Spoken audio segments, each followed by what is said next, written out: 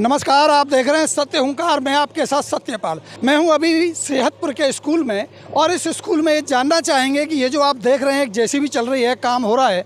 एक समय हुआ करता था कि यहाँ एक बहुत बड़ी बिल्डिंग हुआ करती थी, वो बिल्डिंग आज यहाँ नहीं है, ये मलबे का ढेर है। आखिर ये बिल्डिंग क्यों नीचे गिरी, क्यों ये मलबे का ढेर बना, इसको समझेंगे। और समझेंगे एक वो कहानी जो एक अध्यापक के भ्रष्टाचार के चरम सीमा को पार करने की है। आपको बता दें कि सेहतपुर में एक अध्यापक हुआ करता था यतेंद्र शर्मा, जिसके ऊपर बड़े भ्रष्टाचार के आरोप लगे। उसके खिलाफ शिकायतें हुई, कार्रवाई हुई, और उस कार्रवाई में उसको सस्पेंड भी किया गया। और इस बिल्डिंग को गिराने का गुनहगार भी शायद वही है। उसमें उसने कितना पैसा खाया, क्या उसके ऊपर वसूली हुई, क्या ये भ्रष्टाचार साबित हुआ, ये सारी बात हम आपको बताएं। इसे बताने के लिए हमारे साथ एक समाज सेवी हैं, भूपिंदर शर्मा जी, जो सेहतपुर गाँव से ही हैं। बहुत ही ताकत से कहें या अपने जोश और जुनून से कहें, हमेशा भ्रष्टाचार की लड़ाई लड़ते हैं। उन्होंने इस स्कूल को लेकर के बहुत सारी शिकायतें की, आरटीआई लगाई, सूचनाएं एकत्रित करके, और उस यतेंद्र शर्मा को उस मुकाम तक पहुंचाया कि उस भ्रष्टाचार की पोल खुली और इस बिल्डिंग को भी नीचे गिराया गया। आइए समझते हैं क्या है ये पूरा मामला। भूपिंदर जी, सबसे पहले आपका बहुत बहुत स्वागत। आपका भी बहुत बहुत स्वागत है, धन्यवाद। आपके चैनल का बहुत बहुत धन्यवाद। आपने मुझे यहाँ बुलाया और मेरी समस्या पे आपने अपनी दृष्टि डाली। जैसा कि आपने कहा कि यहाँ एक बड़ी बिल्डिंग हुआ करती थी, बिल्कुल सही बात है। यतेंद्र शर्मा नाम के एक अध्यापक होते थे। शासन की मिली भगत से उन्होंने डीडी पावर अपने हक में ले ली, जो कि उनको समय उसका राइट नहीं था, मिलनी नहीं थी। उनसे योग्य टीचर थे, बट उनकी अपनी विभाग में या कुछ ऐसे अफसरों से अपनी इंडिविजुअल पकड़ थी कि पैसे खाने के लिए प्लानिंग की कि कमरे हम बनाएंगे, पावर मुझे चाहिए। उसका उन्होंने कमरे बनाए, कमरे बने लगभग ये 18 कमरे और कुछ टॉयलेट्स और किचन इसमें तैयार किए गए। कुछ समय के बाद पता चला कि जैसा इसको बनना था या होना था वैसा नहीं हो पाया। कुछ शिकायतें आई, सरिया दिखने लगा, बारिश हुई तो कुछ छत का टुकड़ा गिर गया। कौन से सन में बिल्डिंग बनी? सर ये मेरे 2008 से 2010 में बनी, और उसके अराउंड 4 या 5 ईयर बाद ही जो कुरुक्षेत्र सरकार की एक एजेंसी है, उन्होंने इसका सर्वे किया मेरी कंप्लेंट पे। उन्होंने कहा कि बिल्डिंग बच्चों के बैठने लायक नहीं है, उसको कंडम घोषित कर दिया 5 ईयर बाद ही। और तब तक 5 ईयर बाद कंडम कर दिया, बच्चों को बाहर निकाले, कंप्लेंट डाली। इस समय यतेंद्र पे मैं डीओ मैम का बार बार धन्यवाद करूंगा। उन्होंने इतनी मदद की जिसके लिए मेरे पास शब्द नहीं है। लेटर लिखा, उसका जवाब दिया, बराबर सारा कुछ किया। आज यतेंद्र सस्पेंड है। लगभग उस पर 68 या 60 लाख का फाइन भी मैडम ने डाला हुआ है। और ये बिल्डिंग इसीलिए तोड़ी गई है कि इसमें टोटल भ्रष्टाचार हुआ है। यहाँ तक बिल्डिंग को सर छोड़ें, बहुत शर्म की बात है, बच्चों किताब और कापी के पैसे ही वो खा गए।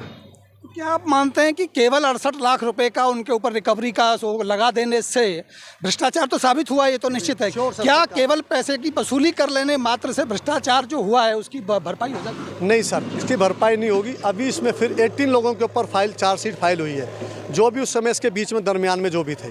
तो मेरी तो सरकार से यही भी रिक्वेस्ट है और डीओ मैडम से कि जो 18 लोग उन पर भी कार्रवाई करें। और जितना पैसा सरकार का बेकार और समय, उसके बाद आप देखिए बनने के बाद अफसर बाहर से आए, उन्होंने सर्वे किया, आए, बार बार गए, सारा कुछ हुआ। तो और बच्चों का फ्यूचर बिल्कुल ख़राब हो गया।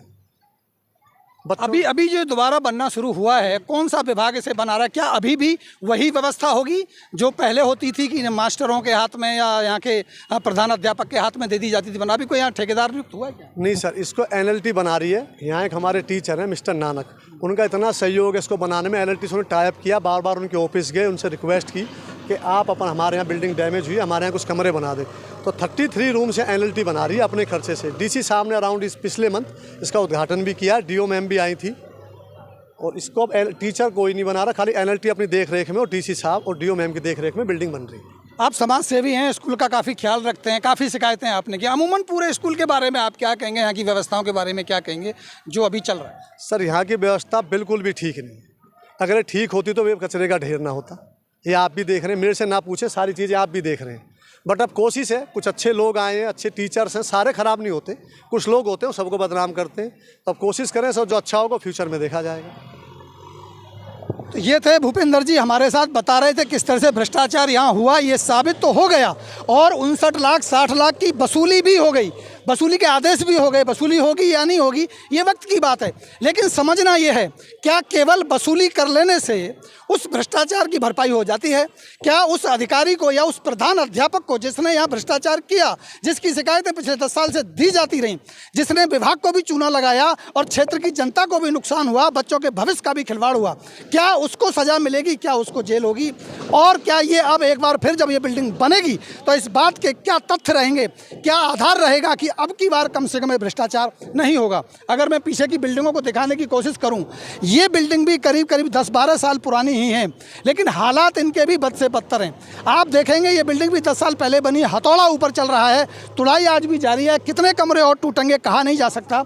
सेहतपुर के स्कूल की ये जो बदतर हालत है, जबकि कहा जाता है कि शिक्षा का स्तर हरियाणा में बहुत अच्छा है, यहाँ का जो लोकल प्रशासन है, यानी यहाँ जो टीचर हैं, यहाँ के जो प्रधान अध्यापक हैं, वो बताते हैं कि वो उनके प्रयास से कहीं ना कहीं स्कूल चलता है। अगर हम विभाग की बात करें तो विभाग का सहयोग कम होता है, अगर यहाँ के पार्षदों की बात करें, यहाँ के नेताओं की बात करें, उनका बिल्कुल भी सहयोग स्कूल को नहीं मिलता है। समाज के जो कुछ लोग हैं, जो समाज सेवी हैं, वो जरूर स्कूल को कहीं ना कहीं थोड़ी मदद करने की कोशिश करते हैं, लेकिन राजनीति होती है, बात की जाती है, शिक्षा के ऊपर बयान दिए जाते हैं, चुनाव लड़ा जाता है, लेकिन इस स्कूल के दरवाजे के अंदर एक भी नेता का आगमन नहीं होता। बताया जाता है कि पार्षद की तरफ से भी यहाँ कोई स्वीपर नहीं लगाया जाता, कोई सफाई नहीं की जाती, कोई भी सहयोग नहीं किया जाता। बातें होती हैं, राजनीति होती है, चुनाव होता है, लेकिन स्कूल के नाम पर, शिक्षा के नाम पर जो खिलवाड़ हो रहा है, ये बहुत ही ज़्यादा चिंताजनक है। दोस्तों, अगर आप देखें, ये पूरी की पूरी एक बड़ी लाइन इसके ऊपर से गुजरती है, इस स्कूल के ऊपर से। इसके नीचे सैकड़ों बच्चे यहाँ खेलते हैं, पढ़ते हैं, लेकिन सुरक्षा के मापदंडों के तहत इसको हटाने की बात कोई नहीं करता, इसे यहाँ से शिफ्ट कराने की कोई बात नहीं करता। ये पूरी की पूरी हाई टेंशन की लाइन पूरे स्कूल के बीचों बीच से गुजरती है। लोग आते हैं, बात करते हैं, डीसी साहब भी आए थे, उन्होंने भी आश्वासन दिया, लेकिन क्या वास्तव में इसको हटाया जाएगा? क्या वास्तव में इसके नीचे बच्चों की सेफ्टी की जाएगी? अगर मैं कहूँ, ये बच्चे अगर आप देखेंगे तो इनके बैठने के लिए पूरे कमरे नहीं हैं, इनके पास डेस्क नहीं है, इनके पास पूरे के पूरे इंफ्रास्ट्रक्चर की कमी है। हमने पहले भी दिखाया था अगवानपुर का भी, वहाँ भी इंफ्रास्ट्रक्चर की कमी है। किसी तरह से यहाँ के टीचर, यहाँ के जो प्रधान अध्यापक हैं, वो मैनेज करके कोशिश करते हैं स्कूल को चलाने की। ये हालात हो चली है शिक्षा के हरियाणा क्षेत्र की, ये हालात हो चली है हमारे इन स्कूलों की। तो हमारी पड़ताल इस पर लगातार जारी रहेगी। मैं आपको सबूतों के साथ इस बिल्डिंग की और हकीकत भी बताऊंगा, और मैं आपको एक ऐसे स्कूल की कहानी बताऊंगा जो कागज़ों में चलता है, बच्चे भी हैं, स्कूल भी है, लेकिन मौके पर ना स्कूल है, ना बिल्डिंग है, ना वहाँ कोई अध्यापक है, ना वहाँ कोई टीचर है, ना वहाँ कोई बच्चा है। ऐसी कहानी भी मैं आपको बताने वाला हूँ। आप जुड़े रहिए हमारे साथ और देखते रहिए सत्य हुंकार। मैं लेता हूँ विदा। नमस्कार।